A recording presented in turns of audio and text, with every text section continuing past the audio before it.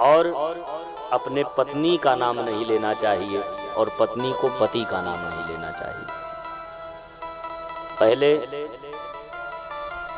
इनकी माताजी, उनकी माताजी, फिर ए जी ओ जी, अब तो फिर सीधे नाम ही चल रहा है। कहे अगर ऐसा नहीं जो करता है, जो नाम लेता है इन सब का, उसका क्या होता है? कहे आयुर्वित्त विहीनस्य, जो अपने पत्नी का या पत्नी पति का नाम लेती है या ज्येष्ठ पुत्र का नाम लेता है, कहे वो वित्त विहीन होता है, आयु विहीन होता है, उसकी आयु और वित्त में हानि होती है। नाम आती कृपणस्य च, कृपण का नाम नहीं लेना चाहिए। कृपण। चौथा विमूढ़ा, जो मूढ़ हो, किसी की बात न माने, जो अपनी वाली ही मनवाने का प्रयास करे। कुछ लोग ऐसे भी होते हैं जो केवल अपनी ही बात मनवाने के चक्कर में रहते हैं, किसी की मानने को तैयार नहीं रहते। तो ये लोग ये भी मरे हुए हैं। विमूढ़ा, अति दरिद्र। दरिद्र तो ठीक है, क्योंकि भगवान का नाम ही दरिद्र नारायण है। भगवान कौन है? दरिद्र नारायण है। लेकिन अति दरिद्र, दरिद्र ठीक है, अति दरिद्र नहीं ठीक है। दरिद्र तो वो होता है जिसके पास ना हो, और अति दरिद्र कौन होता है? जो होते हुए भी न खाए, होते हुए भी न खिलाए, वो अति दरिद्र होता है। अजसी, जिसने कभी समाज के लिए कोई कार्य न किया हो, कभी समाज में भाग न लिया हो, और जिसकी समाज में कोई प्रतिष्ठा न हो, कोई जानता न हो, वो भी बेचारा मरा हुआ ही है, उसके पैदा होने का कोई मतलब नहीं है। अति बूढ़ा, बूढ़ा तो ठीक है, बूढ़े को तो भगवान मिलते ही है। अति बूढ़ा, ये अति बूढ़ा कौन है भाई? अति बूढ़ा वो है जो जवानी में ही सूख के काटा हो जाए, जिसके जवानी में ही आंखों से दिखाई न पड़े, जिसकी जवानी में ही बहरापन आ जाए, और जो जवानी में ही बूढ़े की तरह आचरण करने लगे, वो अति बूढ़ा है, वो भी मरा हुआ ही है, उसे भी भगवान नहीं जानते।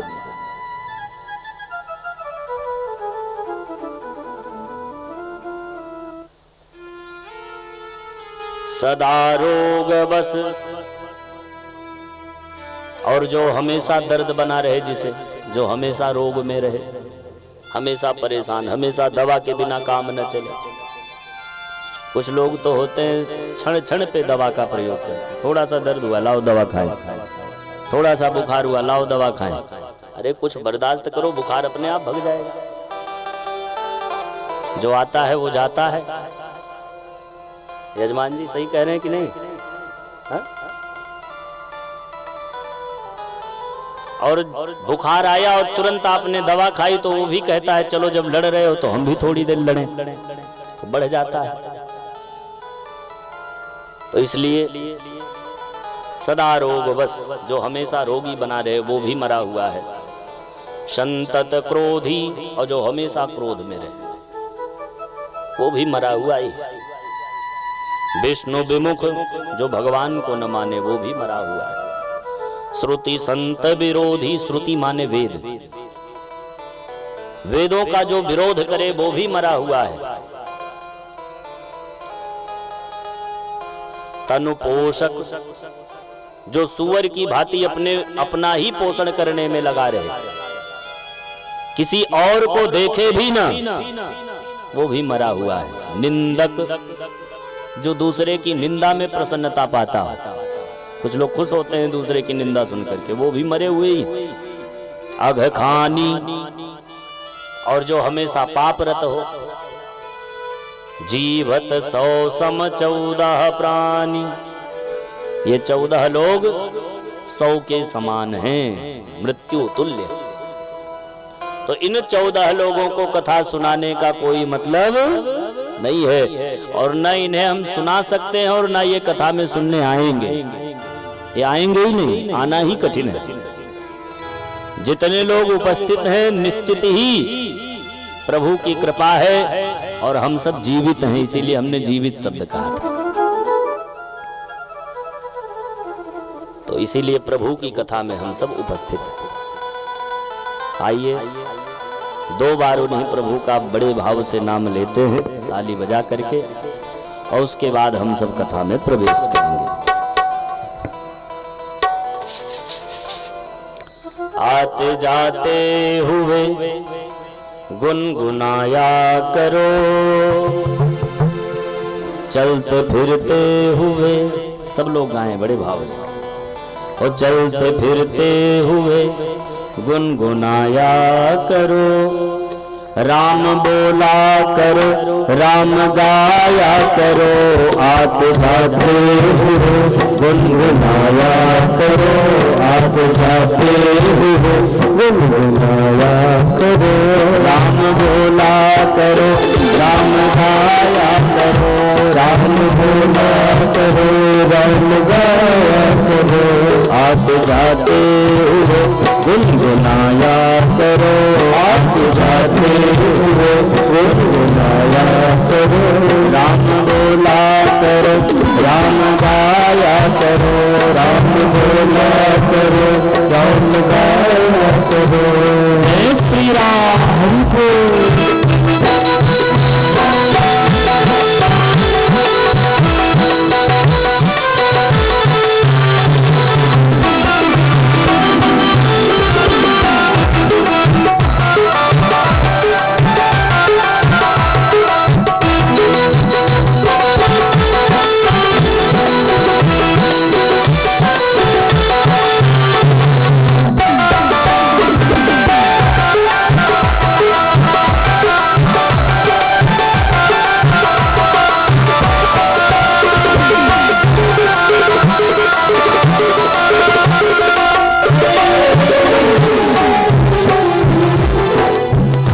रिश्ता रखते हो जैसे तुम संसार से, रिश्ता रखते हो जैसे तुम संसार से, रिश्ता रखते हो जैसे तुम संसार से, रिश्ता रखते हो जैसे तुम संसार से, मोह बंधन बधा जैसे परिवार से, मोह बंधन बधा जैसे परिवार से, मोह बंधन बधा जैसे परिवार से, मोह बंधन बधा जैसे परिवार से, मेरा प्रभु से भी रिश्ता निभाया करो, मेरा प्रभु से भी रिश्ता निभाया करो, मेरा प्रभु से भी रिश्ता निभाया करो, मेरा प्रभु से भी रिश्ता निभाया करो, राम बोला करो, राम गाया करो, राम बोला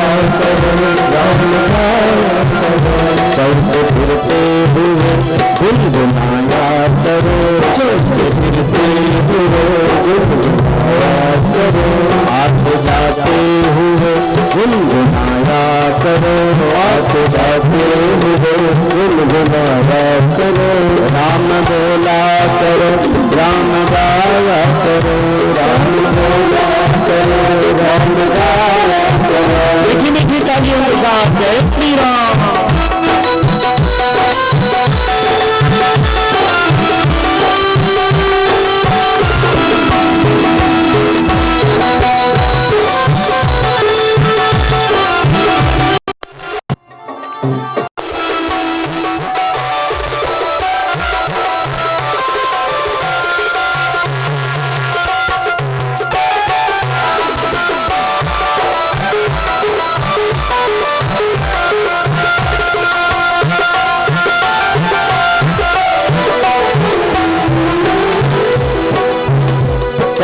कहता है कि छोड़कर काम को, कौन कहता है कि छोड़कर काम को, कौन कहता है कि छोड़कर काम को, कौन कहता छोड़ कर काम को, सेवा करो बस प्रभु राम को, हो सेवा करो बस प्रभु राम को, बस सेवा करो अपने प्रभु राम को, बस सेवा करो अपने प्रभु राम को।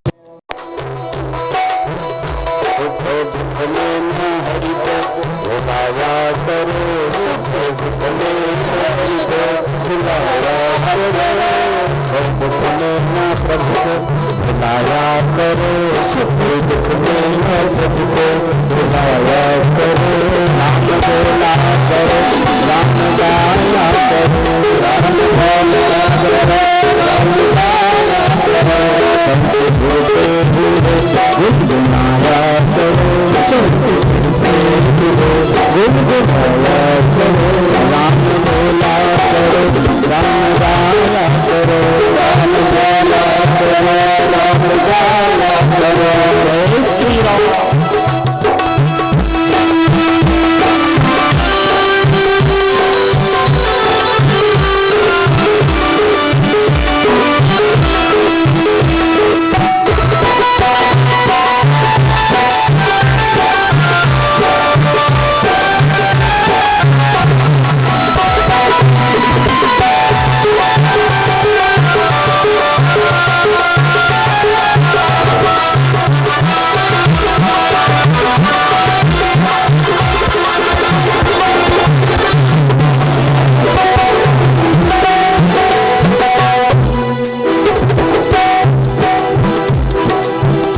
जिंदगी है ये यूं ही निकल जाएगी, जिंदगी है ये निकल जाएगी, जिंदगी है ये यूं ही निकल जाएगी, जिंदगी है ये निकल जाएगी।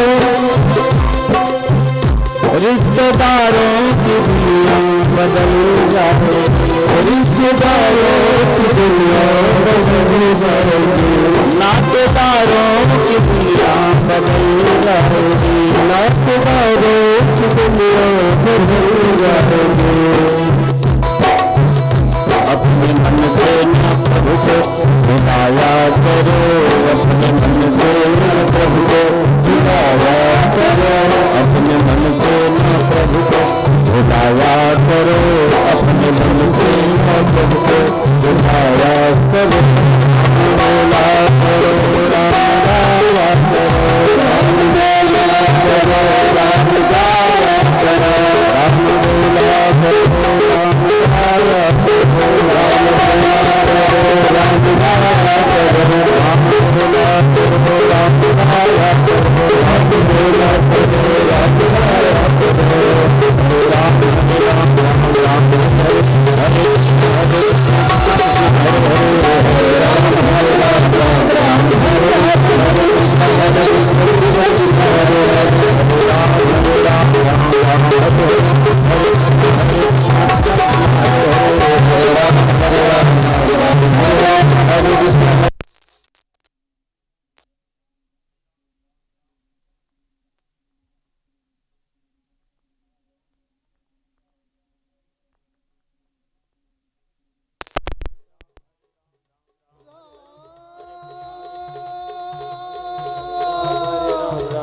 हरे हरे हरे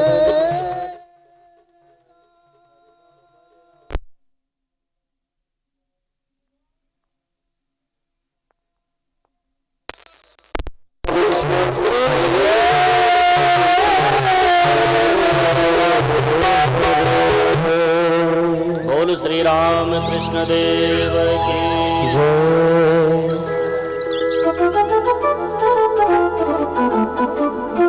कल हम सब ने भागवत के विषय में महात्मा का श्रवण किया। ऋषियों ने सूत जी से पूछा कि हे गुरुदेव, इस भागवत को सुन करके किसका किसका कल्याण संभव है? कौन कौन इस कथा को सुन करके कल्याण की प्राप्ति कर सकता है? श्री सूत जी ने बताया ये मानवाः पापकृतस्तु सर्वदा सदा दुराचारगता विमार्गगाः क्रोधाग्निदग्धाः कुटिलाश्च कामिनः सप्ताहयज्ञेन कलौ पुनन्ति ते। सूत जी कहते हैं, हे ऋषियों, इस संसार में ये मानवाः पाप कृतस्तु सर्वदा, जितने लोग हैं सब पापी हो गए, सब पापी हो गए। कैसे? कहे पाप से ही प्रारंभ करते हैं दिनचर्या। हम सुबह जब जगते हैं तो सुबह जगने के बाद शास्त्रोचित नियम ये है कि हम सबसे पहले जिन धरती माता के माध्यम से हमें सब कुछ प्राप्त हुआ है, मकान से लेकर के दुकान तक, भोजन से लेकर के जल तक, उन धरती माता को कम से कम पहले प्रणाम करें। लेकिन हम प्रारंभ कहां से करते हैं? कि प्रणाम तो करते नहीं हैं और जाकर के मल मूत्र का त्याग धरती के ऊपर कर देते हैं। यहीं से पाप का प्रारंभ है। और रात में सोने तक, जब तक सो नहीं जाते तब तक पाप ही करते रहते हैं। इसलिए ये मानवा पाप कृतस्तु सर्वदा सदा दुराचार गता विमार्गगा। हमारा मन जहां लगना चाहिए वहां नहीं लगता। हमारा मन बार बार अपने आप भटक जाता है। कथा हो रही है, ज्ञानवर्धक बातें हो रही हैं, कम सुनेंगे, समय नहीं दे पाएंगे। लेकिन अगर कहीं बढ़िया नाच हो रही हो तब तो कहीं पूरा समय देंगे, तब तो सब काम छोड़ देंगे।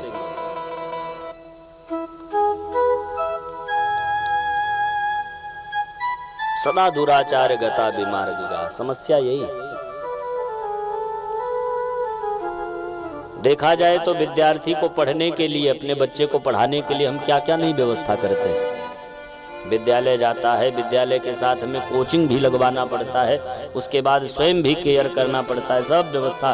फिर भी बच्चा पढ़ेगा इसकी गारंटी नहीं, फिर भी वो पढ़ के पास हो जाएगा ये गारंटी नहीं है।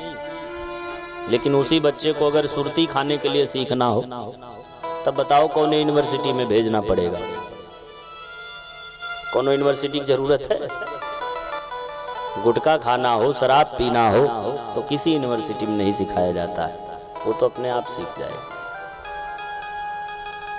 अच्छा देखो, कुछ लोग कहते महाराज हम सब पढ़ ले, संस्कृत नहीं पढ़ पाते, जबान नहीं टूटती, संस्कृत नहीं पढ़ पाते। अच्छा बताओ, संस्कृत पढ़ने में तो इतना कष्ट होता है।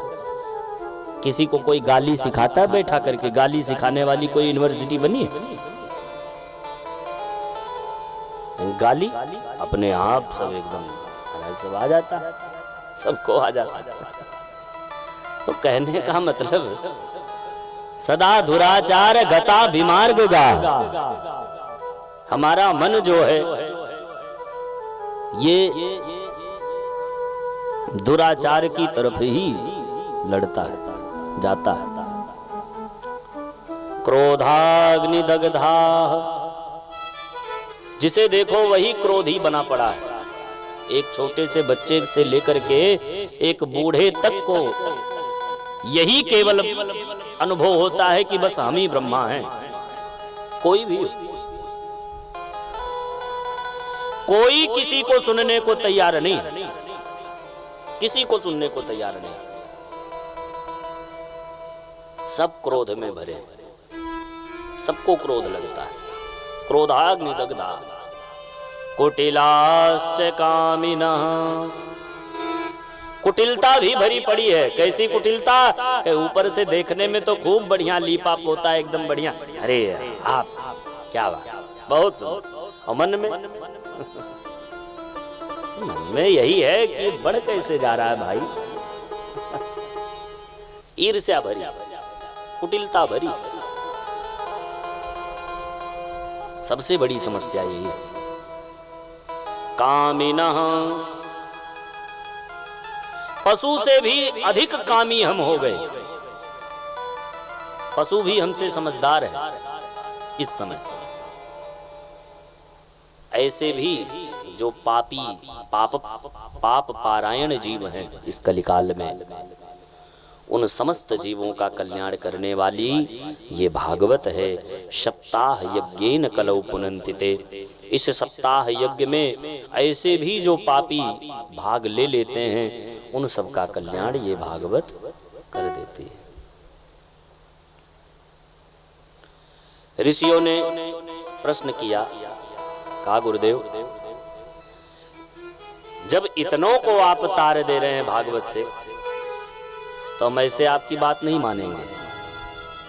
ऐसे क्यों मान ले? तब कहे कोई प्रमाण दीजिए। जैसे किसी से कोई चर्चा चलती है तो कहे प्रमाण दीजिए, कहाँ लिखा है? जैसे आजकल किसी को कह दो कि लहसुन प्याज नहीं खाना चाहिए, तो जो अत्यधिक ज्ञानी बनते हैं वो कहते हैं प्रमाण दीजिए, कहाँ लिखा है? कहाँ लिखा है कि लहसुन प्याज नहीं खाना चाहिए?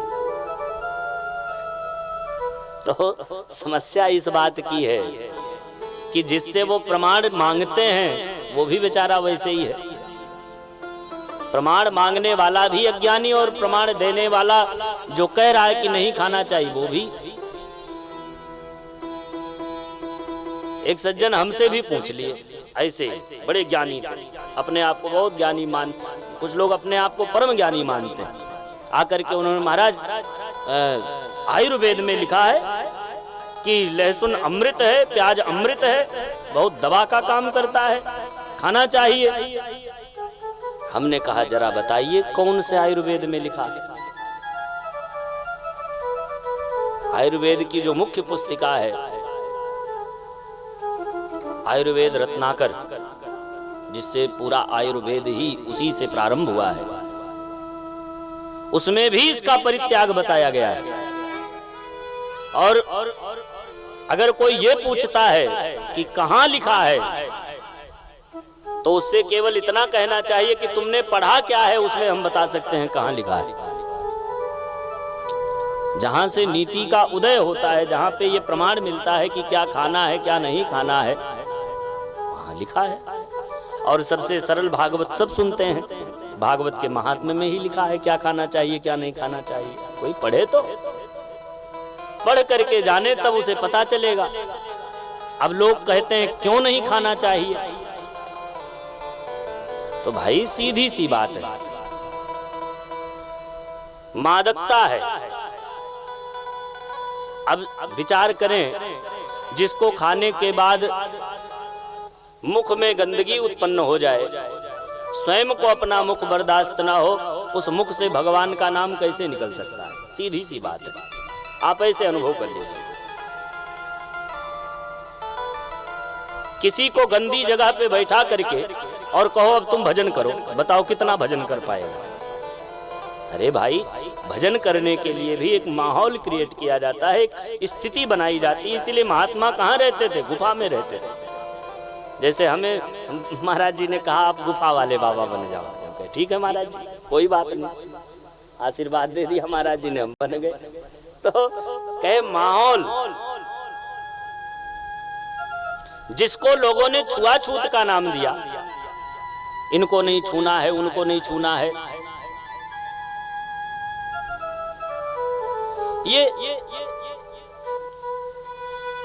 इसलिए नहीं ऐसा है कि हम किसी वर्ण से हमारा कोई विरोध है या कोई उनको नीचा दिखाने का कोई मतलब, ऐसा नहीं है।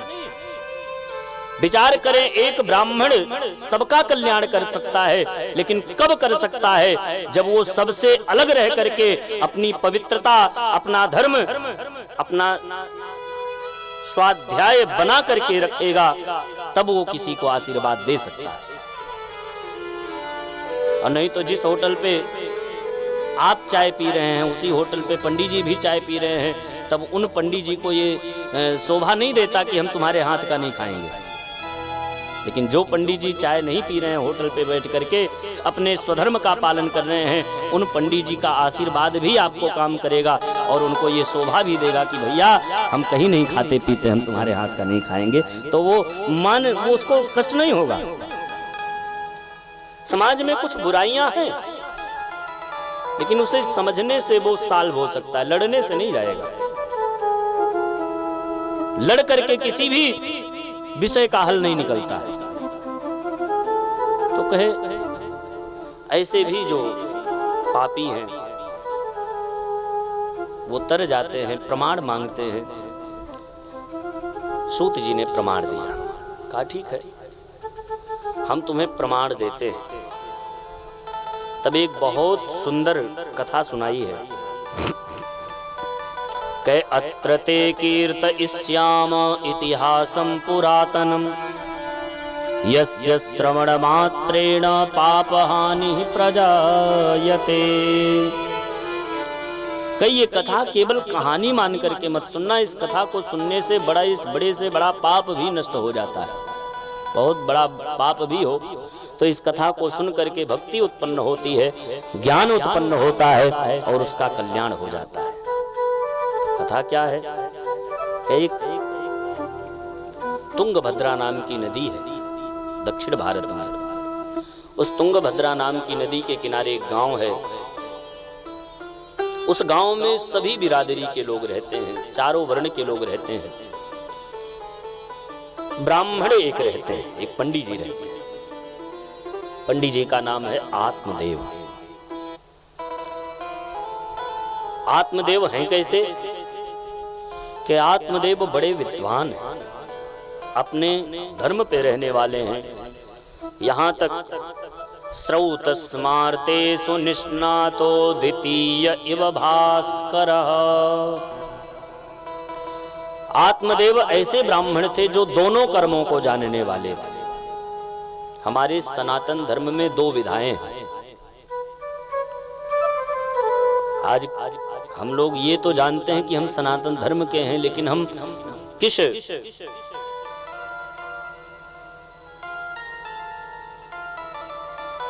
विधा से बिलोंग करते हैं, किस विधा के प्रवर्तक हैं हम लोग, किस विधा के हैं ये हमें नहीं पता है। दो विधाएं हैं, पहली विधा है श्रौत और दूसरी विधा है स्मार्त। आप जब पंचांग खोलते हैं उसमें कुछ लोग एकादशी का निर्णय करते हैं तो उसमें कहते हैं स्मार्ता नाम। हम लोग जो पूजा पाठ कर्म करते हैं इसे स्मार्त कर्म कहते हैं। ये लौकिक है, पौराणिक है। स्मार्त में यज्ञ का विधान नहीं। हम लोग जो यज्ञ मान करके बैठ गए, लक्ष्मी नारायण महायज्ञ या श्री राम महायज्ञ, श्री रुद्र महायज्ञ, ये जो यज्ञ हम कहते हैं ये यज्ञ नहीं है। ये स्मार्ता नाम होम है, इसे होम कहा जाता है। तो यज्ञ की विधा क्या है? यज्ञ श्रौत पद्धति है, वैदिक पद्धति है, उसे यज्ञ कहा जाता है। यज्ञ में इष्टि होती है। ये विषय थोड़ा कठिन है, भिन्न है। यज्ञ का मतलब इष्टि। जैसे यज्ञ के नाम पे भगवान श्री राम ने यज्ञ किया था। कौन सा यज्ञ किया था? अश्वमेध यज्ञ किया था, सोम यज्ञ किया था, वाजपेय यज्ञ किया था। ये यज्ञ राम जी यज्ञ से उत्पन्न हुए थे। कौन से यज्ञ से? इष्टि से उत्पन्न हुए थे, जिसे कहते हैं पुत्रेष्टि। वो यज्ञ, उसे यज्ञ कहते हैं। स्मार्त में होम होता है और श्रौत में यज्ञ होता है। यज्ञ का मतलब श्रौत में आप जब प्रवेश करेंगे तो श्रौत में एक भी लौकिक मंत्र का प्रयोग नहीं है। और यहां तक स्रौत की शाला में जाने का अधिकारी कौन है? स्रौत शाला में कौन जा सकता है? कि स्रौत शाला में वही जा सकता है जो पूर्ण रूप से संस्कृत का विद्वान हो। स्रौत शाला में कोई हिंदी भाषण नहीं कर सकता, अन्य भाषाओं का प्रयोग नहीं। अभी सिद्धार्थनगर जनपद में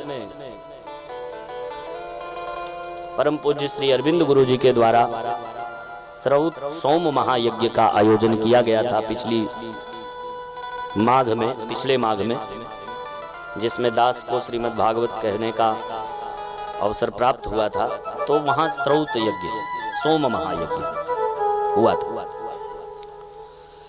तो स्रौत का मतलब पूर्ण रूप से वैदिक,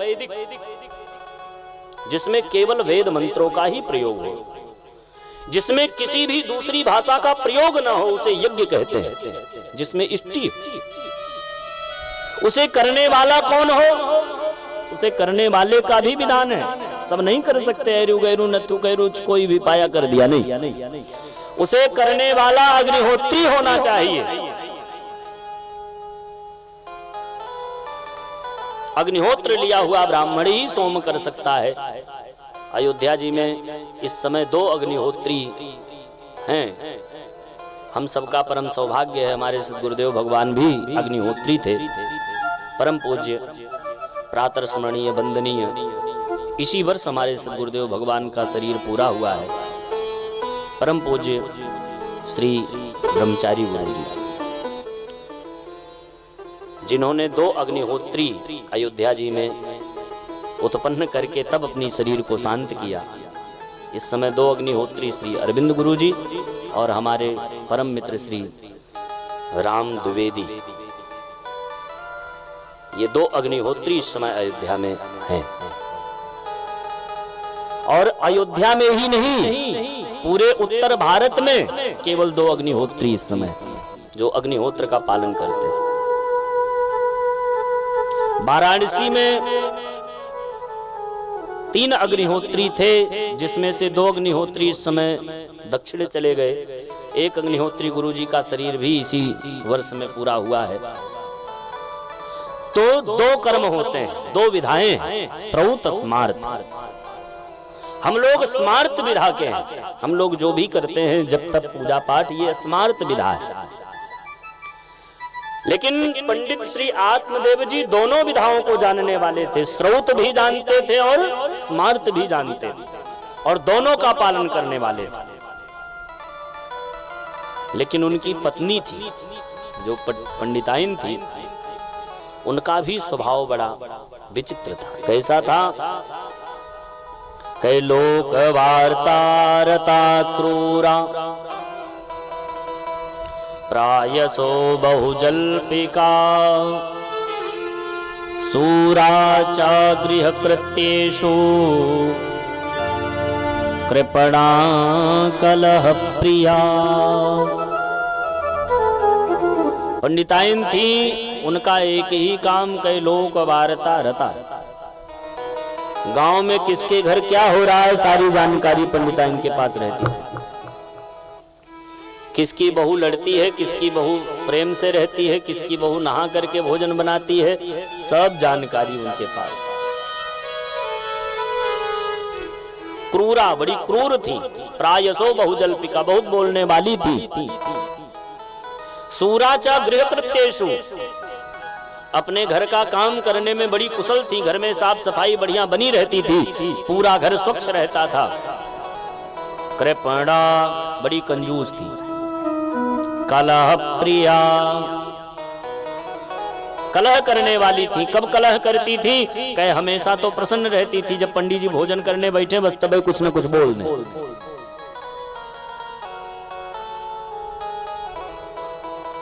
स्त्रियों का केवल अगर एक कार्य बढ़िया रहे तो उसका पति उससे कभी नाराज ना हो। कहे क्या? कहे हमेशा लड़े ठीक है, बस केवल प्रेम से भोजन करा दिया करें तब कोई दिक्कत नहीं। लेकिन माताओं का भी स्वभाव बड़ा विचित्र होता है। ये हमेशा खुश रहेंगी, लेकिन जब कुछ मांगना होगा तो भोजने के समय एकदम पेश करना है।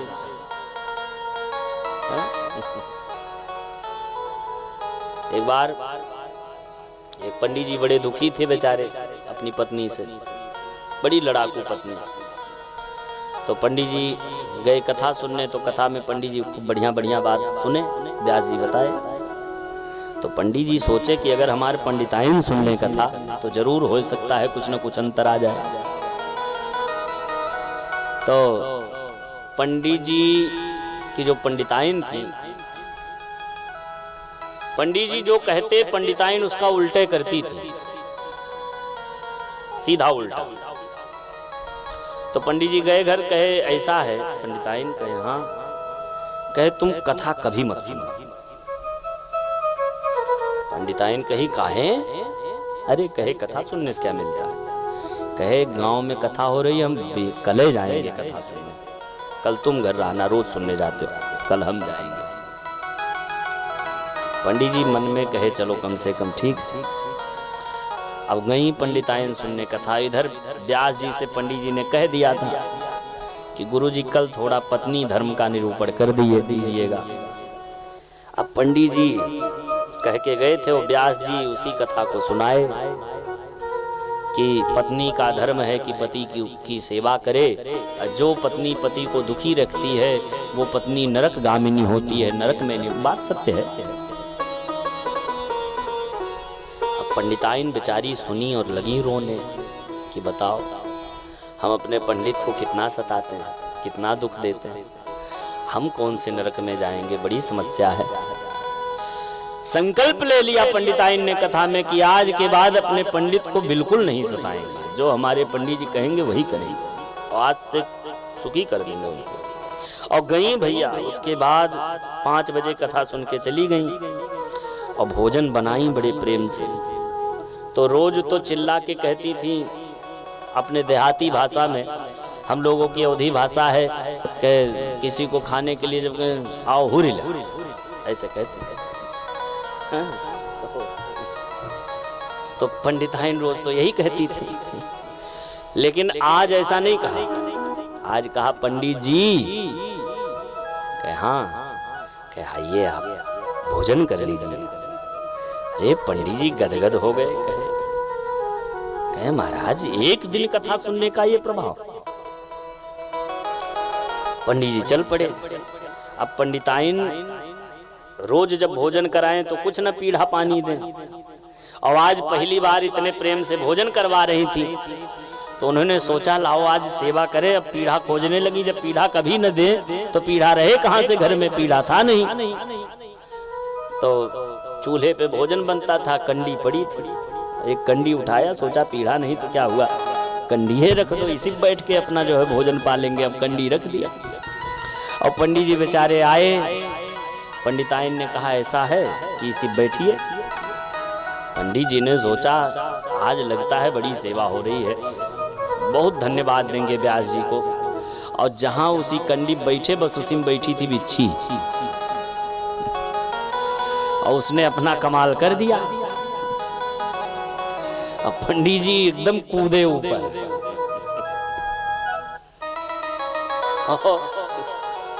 पंडिताइन से कहे पंडिताइन तुहार पहले वाला भाषा ठीक रहा, सेवा वाली भाषा गजब नहीं, क्षमा करो। तो कभी कभी ऐसी भी घटना घट जाती है, लेकिन नहीं, पंडिताइन ऐसी ही थी, कलह प्रिया, कलह करने वाली। लेकिन इसके बाद भी सूत जी क्या कहते हैं? इसके बाद भी सूत जी कहते हैं एवं निवसतो प्रेमना दंपत्यो रममाणयो। इसके बाद भी पंडित जी कभी अपने पंडिताइन के ऊपर थप्पड़ नहीं मारे, कभी अपने पत्नी को नहीं सताया, कभी मारा पीटा नहीं, कभी झगड़ा नहीं किया। इतना पत्नी गड़बड़ होने के बाद भी पंडित जी प्रसन्न रहते थे। एवं निवसतो प्रेमणा दंपत्यो रममाणयो। पति का भी ये कर्तव्य है। देखो 3 बातों में संतोष करना चाहिए। दारा च गृहकृत्येषु भोजनेषु धनेषु च। दारा माने पत्नी, पत्नी जैसी मिले। जो भी हमारी दशा में भाग्य में जैसी भी पत्नी लिखी है, अगर हमें मिल गई उसी में संतोष करके जीवन जीना चाहिए। भोजनेषु उदाहरण देते हैं कि जैसे जो भोजन मिला वो अगर खा के प्रसन्न नहीं हो रहे हो, दूसरे का देख रहे हो, तो कभी भी तुम्हें संतुष्टि नहीं मिलती है। संतोष पूर्वक भोजन करना चाहिए, इतना भी नहीं खाना चाहिए कि अपच हो जाए। धनेषु च, धन भी कितना कमाना चाहिए कि आवश्यकता पूरी करनी चाहिए, इच्छा को पूरा नहीं करना चाहिए। आज लोगों की परेशानी इच्छा है, आवश्यकता नहीं। छत सबके पास, घर सबके पास, खाने की व्यवस्था सबके पास, भोजन की व्यवस्था सबके पास, पहनने का कपड़ा सबके पास, लेकिन फिर भी लोग मरे जा रहे हैं। कारण है इच्छा नहीं शांत हो रही। इच्छा और आवश्यकता में अंतर है। भोजन करने के लिए, पेट भरने के लिए दाल रोटी पर्याप्त है, लेकिन इच्छा कहता नहीं, सूखा दाल रोटी क्यों खाएंगे भाई, अरे 5 स्टार का भोजन करेंगे। ये इच्छा है, उसी के चक्कर में परेशान। घर होने से मतलब है, लेकिन ये आवश्यकता है। इच्छा ये है कि गांव में सबसे पहले नंबर पे सबसे VIP बिल्डिंग हमारी होनी चाहिए। ये इच्छा है, इस चक्कर में परेशान। इच्छाएं हमारे कष्ट का कारण है, इच्छा ही कष्ट का कारण है, आवश्यकता नहीं। धन भी उतना ही कमाना चाहिए जितनी आवश्यकता हो। इतना कष्ट होने के बाद भी पत्नी इतना सताने वाली है, कलह करने वाली है, लेकिन उसके बाद भी पंडित जी एवं निवसतो प्रेमनाः दंपत्यो रममाणयो। बहुत लोग पत्नी को मारते हैं। कभी भी स्त्री के ऊपर हाथ नहीं उठाना चाहिए, मारना नहीं चाहिए। क्यों? क्योंकि पत्नी को मारने वाला कभी पुरुष नहीं हो सकता। स्त्री को नहीं मारना चाहिए, पीटना नहीं चाहिए, विशेषकर पत्नी को तो बिल्कुल नहीं मारना चाहिए। तो कहे महाराज, पत्नी अगर बहुत बदमाश हो तब? तो कहे अगला बदमाश हो तुम शांत हो जाओ, देखो सारी बदमाशी गायब हो जाएगी। अरे भाई, स्वयं धर्म का पालन करो, मत बोलो, जाने दो, जो जैसे चल रहा है हरी इच्छा पे छोड़ दो, देखो सब ठीक हो जाएगा। एक संत थे, संत सुखराम दास जी। सुखराम दास जी जब सत्संग करने बैठते तो उनकी पत्नी ला करके उनके ऊपर पानी डाल देती बाल्टी में। यही राम राम करने के लिए विवाह कर लिए। अरे राम राम करना था तो विवाह क्यों किए? अरे कुछ कमाओ। अब बेचारे कहते क्या कमाएं? तो एक दिन उनकी पत्नी इतना गन्ना लेकर के आई और गन्ना ले आकर के दे दिया। कहा ऐसा करो, यही गन्ना जाओ बेचाओ, जो धन मिलेगा उससे कुछ होगा काम। कहे ठीक है। अब गन्ना लेके जा रहे थे और इतने में कुछ छोटे छोटे बाल गोपाल खेल रहे थे। बाल गोपालों ने दौड़ करके, अरे गन्ने वाला आया, गन्ने वाला, गन्ना गन्ना गन्ना, सब बच्चे चिल्लाए। सुखराम दास जी को दया आ गई, बाल गोपाल को गन्ना। ये दुख का कारण है और सुखी बनने का उपाय बता रहे हैं कि अन्यस्य दोष गुण चिंतनमासु त्यक्त्वा। दूसरे का जो हम दोष देखते हैं, ये भी हमारे जीवन के दुख का एक कारण है। दूसरे के दोष को नहीं देखना चाहिए। अन्यस्य दोष गुण चिंतनमाशु मुक्त्वा सेवा कथार समहो नितरां पिबत्वम्। नित्य प्रतिदिन भगवान की सेवा में, संत की सेवा में, जगत की सेवा में हमें लगे रहना चाहिए। भगवत स्मरण करना ही चाहिए। यही हमें सुख पाने का एकमात्र उपाय है। और जब ऐसा कह दिया तब गोकर्ण जी के कहने से आत्मदेव जी सीधे जंगल में गए और दशम स्कंध का पाठ कार्तिक के महीने में करते हैं और उनका कल्याण हो जाता है, उनको संतुष्टि मिलती है, आत्मा उनकी मुक्त हो जाती है, परमात्मा में मिल जाती है। हमें भी ये नोट कर लीजिए, कार्तिक महीने में 30 दिन में भागवत जी के दशम स्कंध का पाठ अवश्य करना चाहिए। 90 अध्याय है, 3 अध्याय का पाठ अगर प्रतिदिन किया जाए तो 30 दिन में 90 अध्याय पूरा हो जाता है। जो ऐसा करते हैं, दशम स्कंध का पाठ अगर कार्तिक में किया जाए तो उस जीव को कभी भी नरक की प्राप्ति नहीं होती, वो सदैव स्वर्ग में जाता है, और स्वर्ग में भी नहीं, वो भगवान के धाम में जाता है, भगवान उसे अपना बना।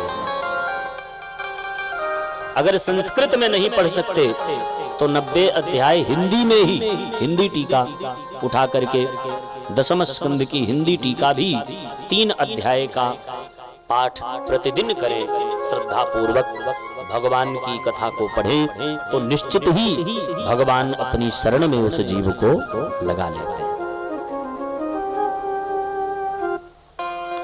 इस प्रकार से आत्मदेव का कल्याण हुआ। और उसके बाद जब घर में केवल धुंधुकारी बचा और उसकी माता बची धुंधुली, तो जब पिताजी चले गए तो माताजी की गर्दन पकड़ा उसने, कहा माताजी जो भी हो सब लाओ दो। माताजी ने कहा हमारे पास क्या है, सब तो तुम्हारे पिताजी ने तुम्हें दे दी। धुंधुकारी ने कहा मैया हम नहीं मान सकते। क्यों? क्योंकि माताओं का गहना हमेशा छिपा रहता है, इनको सबसे ज्यादा प्यार गहने से होता है। स्त्रियों का प्रेम किससे है? तो सबसे ज्यादा प्रेम इनका स्वर्ण आभूषण से, चांदी से, सोने से।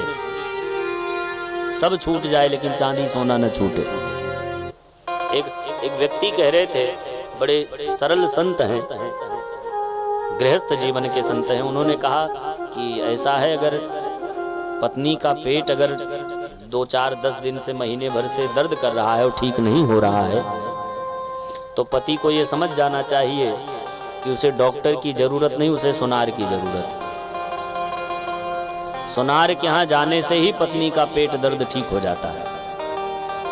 और जाने की तो बात छोड़ो, केवल नाम ले लिया जाए कि सोना बहुत सस्ता हो गया है तो माताएं स्वस्थ हो जाती हैं। क्यों? क्योंकि इनको गहना प्रिय।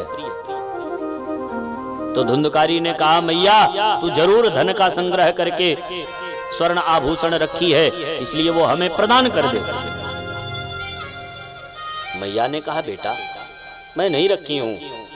तो वही बात कि जब कुछ नहीं है तेरे पास तो तू भी क्यों जी रही है, मार करके भगा दिया। और रात में भगती भई धुंधुली कूपे पातः कृतौ रात्रौ तेन सा निधनम गताः, कुएं में गिर के मर गई। अंतर देखिए, यहां से अंतर पता चल रहा है। आत्मदेव ने सत्संग किया था, इसलिए उनका कल्याण हो गया, और धुंधुली ने कभी सत्संग नहीं किया था, इसलिए उसे कुएं में गिर करके मरना पड़ा। जो सत्संग करते हैं उन्हें सबसे बड़ा लाभ ये मिलता है कि वो कभी आत्महत्या नहीं कर सकते।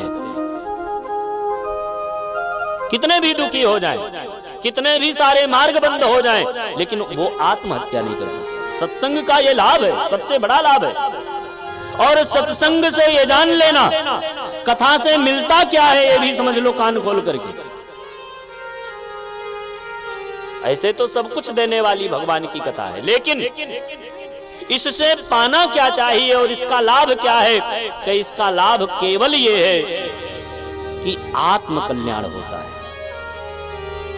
कथा सुनने से शरीर प्रसन्न हो ना हो, लेकिन आत्म संतुष्टि अवश्य मिलती है। जैसे हम बहुत भूखे हों, विचार करना बड़ी कठिन विषय, बड़ा कठिन विषय है, लेकिन समझने वाला विषय।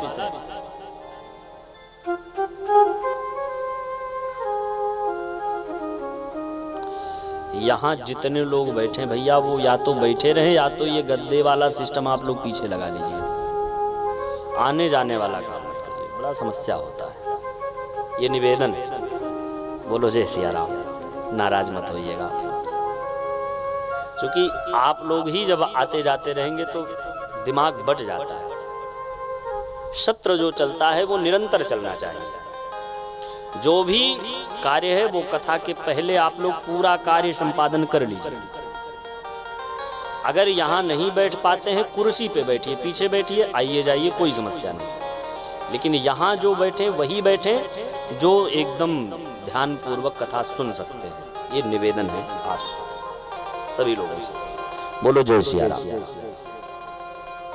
आप लोग नहीं बोल रहे, नाराज हो गए क्या? बोलिए भैया, आप ही लोगों से कह रहे हैं, बोलो जय सिया राम। कुछ हम भी कह रहे थे। क्या कह रहे? कुछ समझा रहे थे ना, वो तो बहुत पीछे चला गया रहा, कुछ और समझावत रहे। आत्म कल्याण की बात चल रही थी। ये गंभीर विषय है। कथा से आत्म कल्याण होता है। क्यों होता है? जैसे जिस विषय का संबंधी जो होता है उसे उस विषय से लाभ होता है। जैसे कामी को काम मिले तो वो प्रसन्न होता है।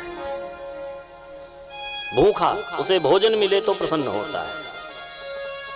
धनार्थी उसे धन मिले तो प्रसन्न होता है। जैसे भूखे को भोजन 10 दिन न दिया जाए, इस शरीर को भोजन 10 दिन न दिया जाए तो ये शरीर जीवित नहीं बचेंगे। क्यों? क्योंकि इस शरीर का संबंध उस अन्न से है, उस भोजन से है। इस शरीर का निर्माण ही 5 तत्वों से हुआ है, पृथ्वी, जल, तेज, आकाश, वायु। इसलिए ये अन्न भी इन्हीं 5 विषयों से संबंधित है। इसलिए इस शरीर का भोजन क्या है? यही 5 विषय हैं। अन्न है, जल है, तेज है, अग्नि है, वायु है।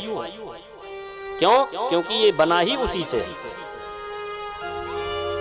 बिजली से बनने वाला सामान बिजली से प्रभावित होता है। जल से बनने वाला सामान जल से चलता है, क्योंकि उसका संबंध है उससे। उसी प्रकार से आत्मा का संबंध परमात्मा से, और परमात्मा ज्ञान स्वरूप है, परमात्मा ज्ञान है, परमात्मा सत्संग है। इसलिए जिस आत्मा को हम भूखा रखते हैं, जन्म जन्मांतर से सत्संग नहीं सुन करके वो आत्मा मर जाती है। उस आत्मा को जीवित रखने के लिए सत्संग सुनना चाहिए, कथा सुननी चाहिए। इसीलिए इस कथा का संबंध आत्मा से, आत्मा से इसका संबंध है। इसीलिए जो कथा सुनता है वो कभी आत्महत्या नहीं करता। ये सबसे बड़ा लाभ है। वो कभी अपने आत्मा का हत्यारा नहीं होता है। वो कभी प्रेत नहीं बनता है, वो कभी भूत नहीं बनता है, वो कभी दुष्ट नहीं बनता है। क्यों? क्योंकि इन सब का संबंध आत्मा से है, और आत्मा परमात्मा का संबंधी है। इसलिए परमात्मा की कथा सुननी चाहिए। धुंधुली प्रेत बन गई और आत्मदेव का कल्याण हो गया। धुंधुकारी घर में अकेला बचा, 5 वैश्याओं को लेकर के उपस्थित हुआ, और 5 वैश्याएं एक दिन राजा का धन चुरा करके धुंधुकारी लाया। 5 वैश्याओं ने अत्यधिक धन देखा तो धुंधुकारी को मार डाला और धन लेकर के चंपत हो गई। वो धुंधुकारी भी प्रेत बन गए। इस विषय का पता जब गोकर्ण को चला तो गोकर्ण ने सोचा, जैसा भी था अपना भाई था, तो गोकर्ण जी ने उसके लिए गया में जाकर के पिंडदान दिया, तर्पण किया, और उसके बाद वापस अपनी जन्मभूमि पे आए। लेकिन वो ही धुंधुकारी प्रेत बन करके रात में नाना रूपों में गोकर्ण जी के सामने आए। तब गोकर्ण जी ने पूछा, भैया कौन हो तुम? कुछ नहीं बोल पाया। प्रणव मंत्र से जल अभिमंत्रित करके जब छोड़ दिया तब वो प्रेत बोला, अहम भ्राता त्वदीयोऽस्मि धुंधुकारीति नामतः स्वकीयेनैव दोषेण ब्रह्मा त्वं नासितं मया।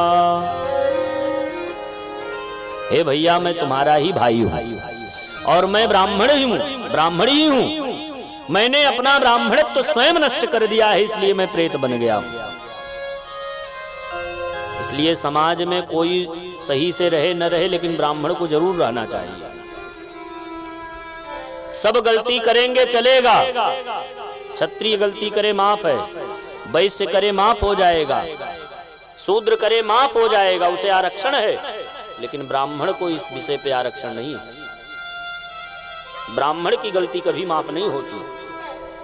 ब्राह्मण गलती करेगा तो महाप्रेत बनेगा, उसे कष्ट होगा, क्योंकि ब्राह्मण इस समाज का शीर्ष है। इस शरीर में हाथ कट जाए तब भी शरीर चलेगी, पैर कट जाए तब भी चलेगा, कान कट जाए, नाक कट जाए तब भी चलेगी, अंधा हो तब भी चलेगा। लेकिन अगर दिमाग हिल गया तब ये शरीर बेकार है, अरे फेल है सब। लोग यही तो कहते हैं, कोई मतलब नहीं उसका। इसलिए इस समाज का शीर्ष है ब्राह्मण। ब्राह्मण क्या है कि मस्तिष्क है, और जब मस्तिष्क बेकार हो जाता है तो समाज पूरा हिल गया। इसलिए समाज को सुरक्षित रखने के लिए ब्राह्मण सुरक्षित होने चाहिए। और ब्राह्मण अगर अपने संस्कार पे, अपने सूत्र पे है, अपने नियम पे है, तो समाज सदैव सुरक्षित रहेगा, अच्छा रहेगा, सुखी रहेगा, संपन्न रहेगा। और अगर ब्राह्मण कुकर्म पे चल पड़े, अपने धर्म को छोड़ करके अन्य धर्मों का पालन करने लग जाए, तो उस समय समाज बिगड़ जाता है, जो आज की दशा है। दूसरे को दोष देने से अच्छा है अपने दोष को स्वयं देखा जाए। आज ब्राह्मणों को जरूरत है अपनी पद्धति पे आने के लिए। आज दुख होता है जब कोई ब्राह्मण ये नहीं जानता कि संध्या किसे कहते हैं। बड़ा कष्ट होता है, जो कि ब्राह्मण का मूल सिद्धांत है संध्या। लेकिन आज किसी ब्राह्मण से पूछा जाए कि संध्या क्या है, तो कहेंगे शाम हो गया वही संध्या है। संध्या अनुष्ठान है, संध्या नियम है, संध्या ब्राह्मण का जीवन है। संध्या त्रिकाल होती है, 3 कालों में जो ब्राह्मण संध्या करता है, और वो कभी असत्यवादी नहीं हो सकता, वो हमेशा सत्य बोलने वाला होगा जो त्रिकाल संध्या करे। आज समस्त ब्राह्मणों के द्वारा अगर संध्या की जाने लगे, समस्त ब्राह्मणों के द्वारा अगर तर्पण हो, तर्पण भी प्रतिदिन करना चाहिए।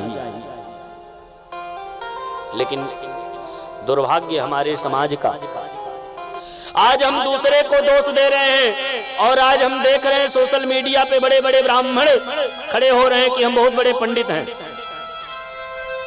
अरे नहीं हो, ब्राह्मण केवल अपने कर्म पे अगर रहे तो कोई माई का लाल उसे दोष नहीं दे सकता है। किसी की औकात नहीं है, किसी की हिम्मत नहीं आंख दिखा दे, केवल उसे अपने धर्म पे होना चाहिए।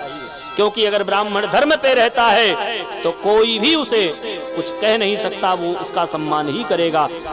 न चाहते हुए भी मस्तक उसका झुक जाएगा, वो नहीं चाहेगा तब भी उसे मस्तक झुका देना पड़ेगा, अगर ब्राह्मण अपने धर्म पे रहने वाला। दुर्भाग्य हमारे समाज का। आज कुछ लोग कहते हैं कहे जनेऊ कब होता है, कहे हमारे कुल का नियम है जब ब्याह होगा तब जनेऊ होगा। मूर्ख कहीं के। जनेऊ की पद्धति क्या है, जनेऊ पहना क्यों जाता है ये जानते तक नहीं लोग। केवल पहन लिए 2 धागा ये जनेऊ है, ऐसा मान करके लोग जीने लगे, कोई मतलब नहीं। यज्ञोपवीत शिखा 10 तोले की गले में चैन पहनना लोगों को स्वीकार है, लेकिन 2 तोले की जनेऊ कंधे पे लटकाना यह स्वीकार नहीं। दुर्भाग्य। अरे तुम्हारी पहचान है यज्ञोपवीत। आज ब्राह्मण मस्तक पे चंदन विहीन हो गया। जो ब्राह्मण पूरे समाज का सिरमौर हुआ करता था, बड़े से बड़े राजा बिना अपने पुरोहित के सलाह के कार्य भी नहीं किया करते थे, वो सिरमौर था। आज वो अपने मस्तक से जब चंदन ही गायब कर दिया, अपने मस्तक से शिखा को मिटा दिया, कंधे से जनेऊ चला गया, तो तुम्हारा बचा ही क्या जो तुम अपने आप को ब्राह्मण कह रहे हो? कहां से तुम बचे ब्राह्मण? अरे ब्राह्मण बनने के लिए ब्राह्मण जैसे बनो। हमें प्रतिदिन संध्या करनी चाहिए, प्रतिदिन तर्पण करना चाहिए। ये 2 कार्य तो निश्चित करना चाहिए। हनुमान चालीसा कितना पढ़ते हो इससे कोई लेना देना हमारा नहीं है। रामायण कितना पढ़ते हो इससे हमें लेना देना नहीं है। भागवत कितना पढ़ते हो इससे भी कोई लेना देना नहीं है। लेकिन संध्या अगर नहीं करते हो तो सब तुम्हारा पढ़ना लिखना बेकार है, सब बिना मतलब का।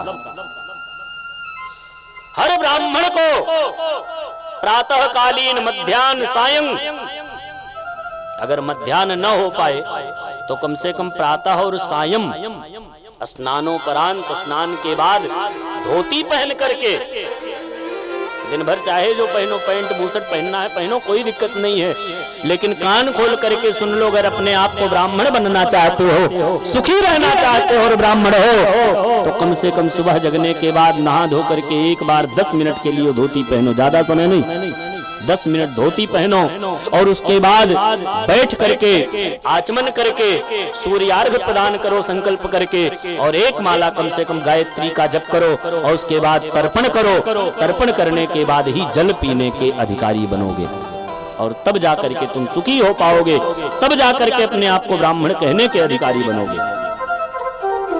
तब तुम जो गीता, रामायण, भागवत पढ़ोगे तब तुम्हें उसका फल मिलेगा। नहीं तो तुम पढ़ते रहो, करते रहो, कोई लेना देना नहीं है।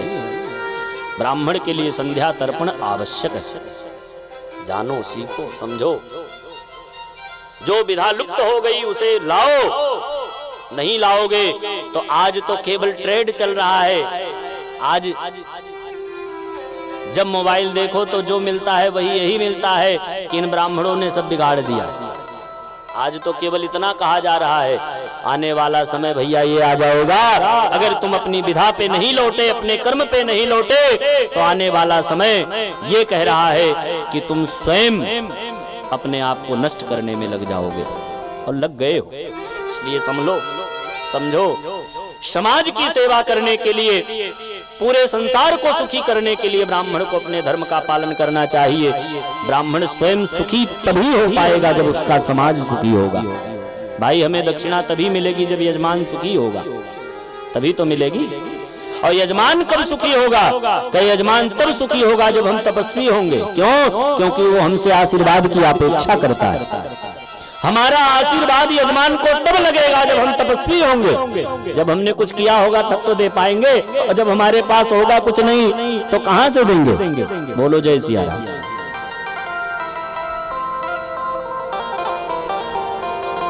प्रेत ने कहा, मैंने अपने धर्म को स्वयं नष्ट कर दिया, स्वयं नष्ट कर दिया, इसलिए मैं प्रेत बन गया हूं। कहीं ऐसा तो नहीं समय हो गया?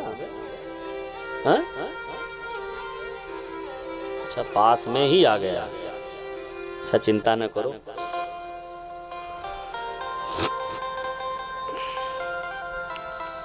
गोकर्ण जी ने कहा, ठीक है, कोई बात नहीं, हम तुम्हें स्वस्थ करेंगे, तुम्हारी प्रेत बाधा से तुम्हें हम मुक्त करेंगे। और हमने तुम्हारे लिए गया में पिंडदान किया था, तुम फिर भी नहीं मुक्त हुए। तो प्रेत ने कहा, गया श्राद्ध सतेनापि मुक्तिर्मे न भविष्यति। कान खोल करके सुन लेना। गया में श्राद्ध करने के बाद भी वो प्रेत नहीं मुक्त हुआ। कारण क्या था?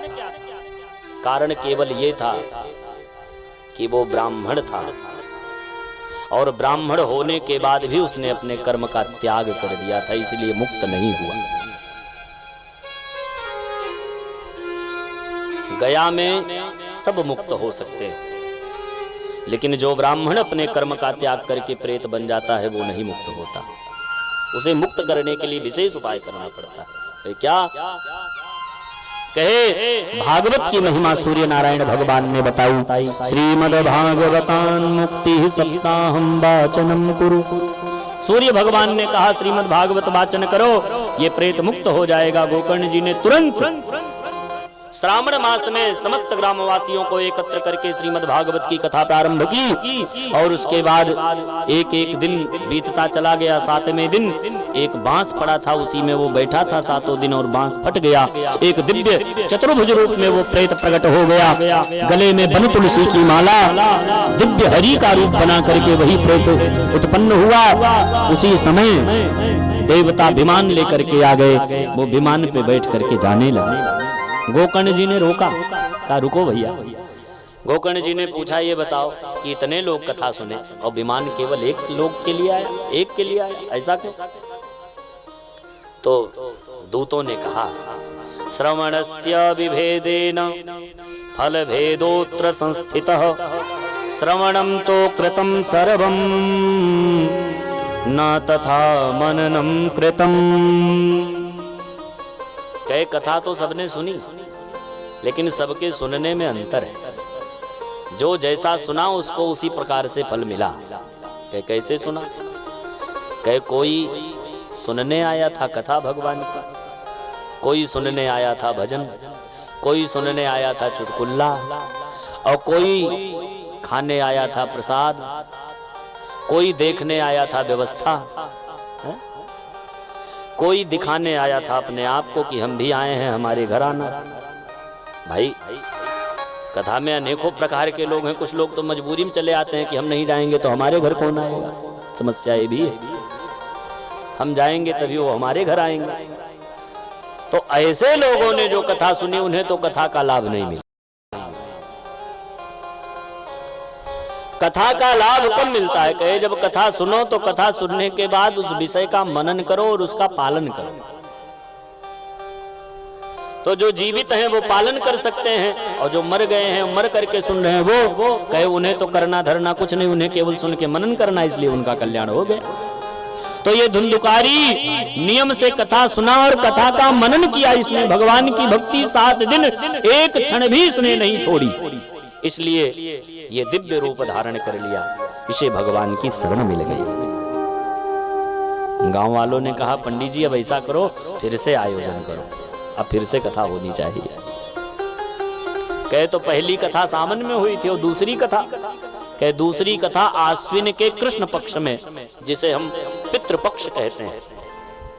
पितृपक्ष में भागवत की कथा प्रारंभ हुई, और भागवत की कथा जब प्रारंभ हुई तो समस्त ग्रामवासियों ने सुना। और श्री सूत जी कहते हैं, अयोध्यावासिनः पूर्वं यथा रामेण संगता तथा कृष्णेन ते नीता गोलोकम योगी दुर्लभम। जैसे पूर्व काल में समस्त अयोध्यावासी भगवान के साथ साकेत धाम गए थे, कृष्ण जी के साथ समस्त द्वारिकावासी साकेत गोलोक धाम को गए थे, उसी प्रकार से समस्त ग्रामवासी गोकर्ण जी के साथ वैकुंठ धाम को चले गए। ये भागवत की महिमा है। बोल श्रीमद् भागवत महापुराण की जय। भागवत का नियम क्या है? सुननी कैसे चाहिए? कि भागवत सुनने के लिए नियम ये है कि सबसे पहले अपने हृदय में भगवत भक्ति का संकल्प लेना चाहिए कि अब मैं भगवत भक्ति करूंगा। तो भक्ति की प्राइमरी शाला, प्राइमरी विद्यालय कौन सा है? कि भक्ति की प्राइमरी है भगवान का नाम स्मरण। जब हम भगवान का नाम स्मरण करना प्रारंभ करते हैं तब भगवान की कृपा होती है, और उसके बाद हमारे मन में इच्छा होती है कि हम भागवत की कथा सुने। तो जब भागवत की कथा सुनने की इच्छा हो तो सबसे पहला कार्य ये करना चाहिए कि किसी ज्योतिषी के पास जाना चाहिए, और ज्योतिषी से बढ़िया मुहूर्त, शुभ मुहूर्त का चयन करना चाहिए। और शुभ मुहूर्त का चयन करके किसी अच्छे विद्वान का चयन करना चाहिए। अच्छे विद्वान के चयन का अर्थ क्या है? कि ऐसे विद्वान से भागवत सुननी चाहिए जो स्वयं भागवत हो। हमने कल भी बताया था, सबसे कथा नहीं सुननी चाहिए, भागवत से ही भागवत की कथा सुननी चाहिए। भागवत का मतलब जो स्वयं भगवत भक्ति में हो, जो स्वयं भगवान का भक्त हो, संध्या करता हो, संध्या के साथ तर्पण करता हो, और इतना ही नहीं, आचार्य सम्मत हो, किसी आचार्य से उसने अध्ययन किया हो और उसके बाद गुरु परंपरा से जुड़ा हो, ब्राह्मण हो। और इतना ही नहीं, उसके साथ सबसे विशेष बात ये होनी चाहिए कि वो लोभी न हो। इतने चीजों का जो त्यागी हो, इतने चीजों का जो पालन करने वाला हो, ऐसे व्यास का चयन करना चाहिए और उसे सादर आमंत्रित करना चाहिए। आमंत्रित करने के पश्चात व्यवस्था ऐसी करनी चाहिए, विवाहे तादृशम यावत, जिस प्रकार से हम बेटी के बेटे के विवाह की तैयारी करते हैं, धन का यथोचित संग्रह करते हैं, उसी प्रकार से संग्रह करके और भागवत की कथा करानी चाहिए। उत्सव मनाते हुए, भगवत भक्ति करते हुए, भगवान के नाम का संकीर्तन करते हुए भगवान की कथा करनी चाहिए। भगवान की कथा में दान इस प्रकार से करना चाहिए कि दान देते समय कष्ट ना हो कि हमने इतना दान दे दिया, अब क्या होगा। अगर देने के बाद कोई सोचा कि हमने इतना दे दिया, बहुत लोग कथा सुनने के बाद कहते हैं अरे हमने इतना खर्चा किया, बहुत खर्चा। तो जो ऐसा कहते हैं उनका बेचारे का धन हो गया, धर्म हो गया। धन तो पहले चला गया और बाद में जब कह दिया कि इतना खर्चा किया तो धर्म भी चला गया, दोनों से च्युत हो गए। इसलिए दान ऐसा करो कि मन को कष्ट ना हो। दान के नाम पे घोटाला नहीं, दान संतुष्टि पूर्वक करना चाहिए। बोलो जय सिया राम। इस प्रकार से भागवत करनी चाहिए। और अब भागवत में प्रवेश करते हैं। आज दूसरा दिन हो गया, अभी तक भागवत में प्रवेश नहीं कर पाए। ये भागवत का महत्व ही बताने में लगे रहे। अब जो समय है उस समय में आप लोग चिंता न करें, कथा में बिल्कुल भी व्यवधान नहीं होगा, ना एको कथा छूटेगी, सारी कथा हम सुनाएंगे आप लोगों को। और आप लोग सब समझेंगे भी, ऐसी बात नहीं है। बस केवल आप लोग धैर्य बनाए रहें और जो हमने समय दिया है उस समय पे आप लोगों को छोड़ भी देंगे। ये भी ना सोचिएगा कि बाबा देर करेंगे, हम घड़ी पहने और घड़ी देख भी रहे हैं। इसलिए आप लोग बिल्कुल एकदम निश्चिंत रहें। बस निवेदन इतना है कि आप लोग समय से आया करें, जब समय से आएंगे तो समय से जाएंगे, ना निश्चित है। पहला श्लोक, जनमाद्यस्य यतोऽन्वयादितरतश्चार्थे स्वभिज्ञः स्वरात् तेने ब्रह्म हृदयादि कवये मुह्यन्ति यत्सूरयः तेजो वारिमृदां यथा विनिमयो यत्र त्रिसर्गो मृषा धाम्ना स्वेन सदा निरस्तकुहकं सत्यं परं धीमहि सत्यं परं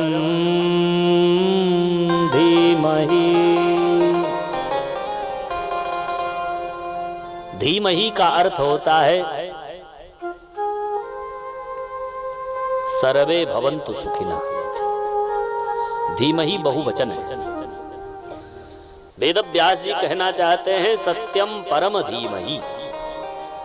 हम सब, ऐसा नहीं कहा, वेद व्यास जी रचना कर रहे थे तो चाहते तो ऐसा भी लिख सकते थे कि केवल हम भगवान की शरण में जा रहे हैं, ऐसा नहीं। कहे सत्यम परम धीमहि, कहे हम सब मिलकर के भगवान की शरण में जा रहे हैं। हम सब मिलकर के उस परमात्मा का ध्यान कर रहे हैं। कहे किस परमात्मा का? कहे जो परमात्मा सत्य है। भागवत एक ऐसा अकेला ग्रंथ है कि जिसमें कोई झगड़ा नहीं है, जिसमें कोई शंका नहीं है। कोई शंकर जी को मानने वाला है तो शंकर जी को सत्यम परम धीमहि कर ले, कोई महारानी माता दुर्गा को मान रहा है तो उन्हें सत्यम परम धीमहि कर ले, कोई कृष्ण को मानने वाला हो तो अपने कृष्ण को सत्यम परम धीमहि कर ले, कोई राम जी को मानने वाला है तो राम जी को मान करके सत्यम परम धीमहि कर ले, जो सत्य है। कहे सत्य रूपी परमात्मा की शरण में हम सब चल रहे हैं अब वो क्या है, कैसा है? कि जिससे सारा संसार उदय होता है, सारा संसार जिससे निकलता है। जन्माद्यस्य यतः चार्थेष्वविज्ञः स्वराट, ये पूरा विशाल का ये जो संसार है जिस परमात्मा से निकलता है। कहे कौन परमात्मा? कहो तेने ब्रह्म, वो ब्रह्म है। और वो कैसा है? कहे मुह्यन्ति यत् सूरयः, जिसको जानने में वेद भगवान भी असमर्थ हो जाते हैं। वेद भी कहते हैं नेति नेति कही वेद निरूपा निजानंद निरूपाधि अनुपा। भगवान को जानने वाले स्वयं भगवान ही हो सकते हैं, बाकी दूसरा कोई नहीं। भगवान को जाना नहीं जा सकता, कुछ कुछ कुछ लोग जान जाते हैं, थोड़ा थोड़ा। कहे जैसे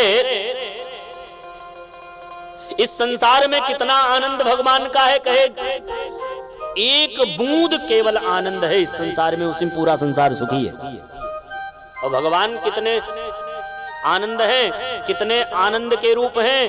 कहे जो आनंद सिंधु, भगवान आनंद के सिंधु हैं। सिंधु माने समुद्र, और हम लोग उसके एक सीकर, सीकर माने एक बूंद, जो सुबह ओस पड़ती है उसमें जो एक बूंद बन जाती है, वही बूंद के बराबर आनंद उस समुद्र से निकला है, और उसी में पूरा संसार सुखी है।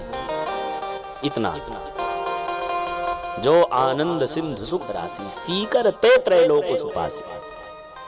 केवल इस त्रैलोक को सुखी करने में उस समुद्र की एक बूंद, उस परमात्मा का एक बूंद पर्याप्त है, उसी के आनंद में समझ।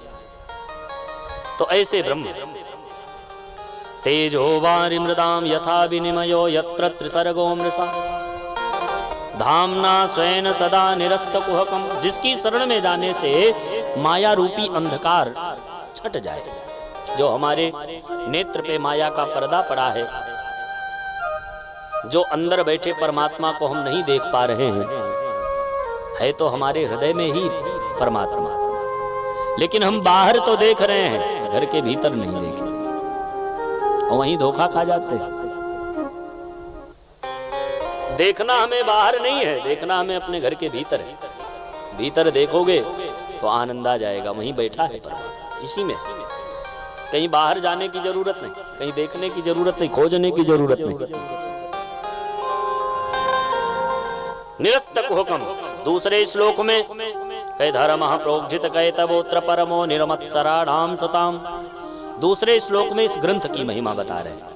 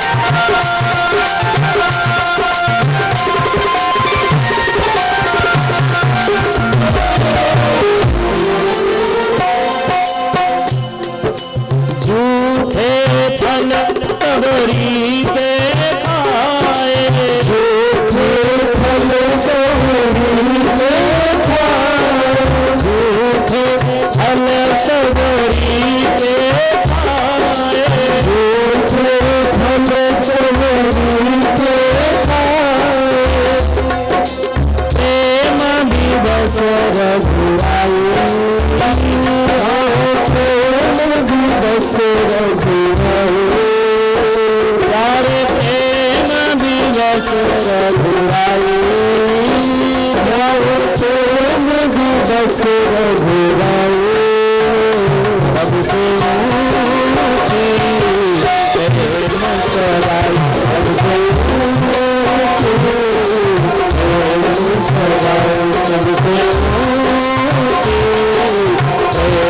सगाई सबसे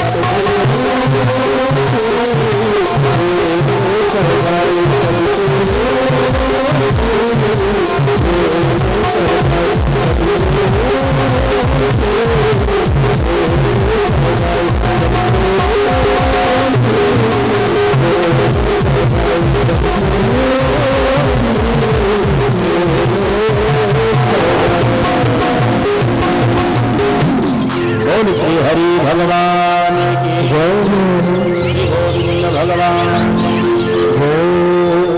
आप लोग शांति पूर्वक अपने अपने स्थान पे खड़े हो जाएं। आइए सब लोग मिल करके प्रभु की आरती करते हैं।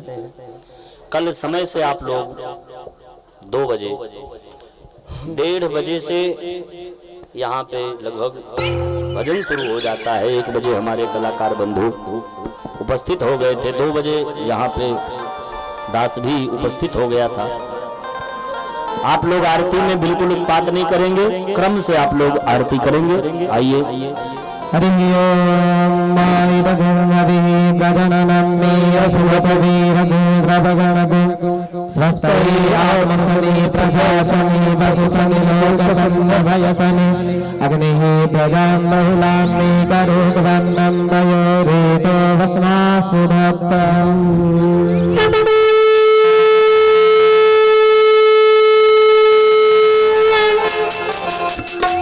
आरती कुंज बिहारी की, आरती कुंज बिहारी की, श्री गिरधर कृष्ण मुरारी की। आरती कुंज बिहारी की, श्री गिरधर कृष्ण मुरारी की। आरती कुंज बिहारी की, आरती कुंज बिहारी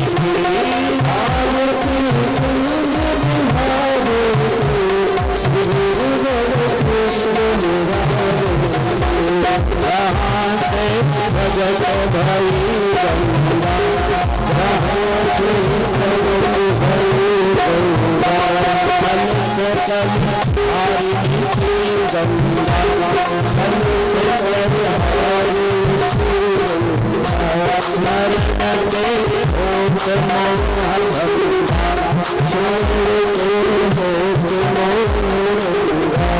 बसी बसी जटा के भी हरे अघटी चरण छवि श्री